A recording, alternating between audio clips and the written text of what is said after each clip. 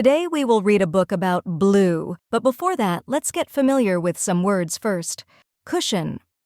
A cushion is a kind of pillow. Chairs and couches often have cushions to make them feel soft and comfortable. Touch. The girl is touching the fence in this picture. When you touch something, you put your hand on it. You are able to feel it. The girl is touching the fence to see if the paint feels wet or dry. Smooth.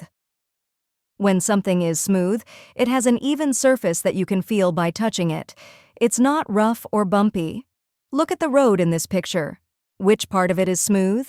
Yes, the part with the car on it. The rest of the road is rough. Metal. The chain in this picture is made of metal. Metal is a strong, hard material. Gold, silver, steel, iron, brass, and copper are kinds of metal. Silky. We can see a dog in the picture, and its fur is soft. When something feels soft and smooth, we can say it is silky. It feels like the cloth called silk. The dog in the picture has a silky coat. Include. When you include someone or something, you make them a part of something. Look at the children playing the board game. They are inviting the boy standing up to play with them. No one is left out. Everyone is included. Comfort. Look at the mother and her baby. The mother is comforting the baby by picking her up and cuddling her. To comfort someone is to make them feel better when they are feeling bad. Stroke. The boy in this picture is stroking the horse's mane. When you stroke something, you run your hand over it softly. Hard. Something that is hard is firm and solid when you touch it. Look at the pictures on this card. Which of these things is hard? Yes, the rock. Gentle. To be gentle is to be kind and careful. Is the boy in the picture gentle? Yes, he is stroking the bunny softly and carefully. Next, let's move to today's story. Touch Blue. It was a rainy Saturday morning. Maggie and her mother sat curled up on the cushions of the couch in the den. Maggie was bored. "There's nothing to do, Mama," she complained. "Why don't you do a puzzle? You got a new one for your birthday," Mama said.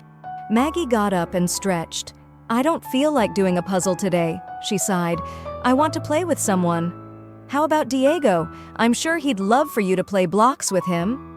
"No, I mean a friend, Mama, someone my own age." "Well, maybe you should call Jasmine and invite her over."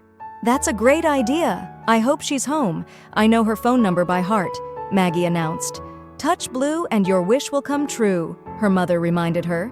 Maggie had heard this old saying before. She stopped to touch the blue table as she picked up the phone. "Hello?"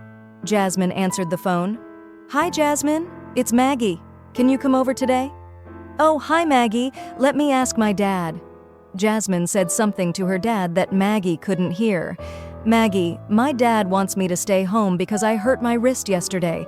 Why don't you come here and we can play with Jack, my new puppy?" That was fine with Maggie's mother, but poor Diego always wanted to be included in everything Maggie did. He tugged on Maggie's sleeve and said, "Diego, go too. Diego, go too." "Don't cry, Diego. I'll be back soon."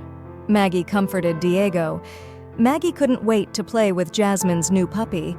Maggie also liked going to Jasmine's house because Jasmine had the coolest collection of dress-up things. Maggie loved to play dress-up. When Maggie arrived at Jasmine's house, the front door opened and Jack jumped up to greet her. "Hi, Jack," said Maggie as she gently stroked his smooth fur.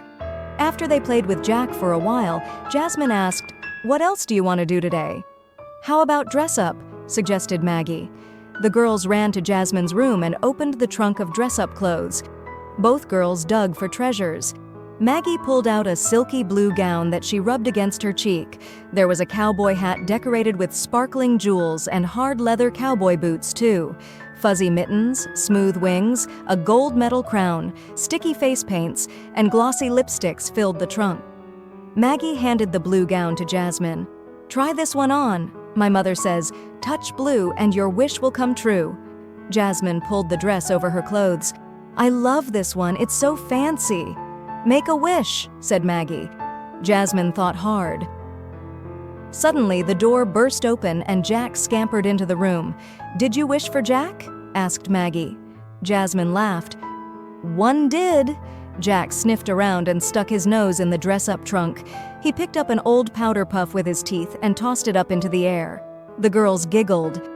"I think Jack wanted us to include him in the fun, too," said Jasmine. Jasmine picked up the cowboy hat and put it on Jack's head. "There, now you can play dress-up, too." Jack barked a tiny puppy bark, and the girls laughed all over again. The end.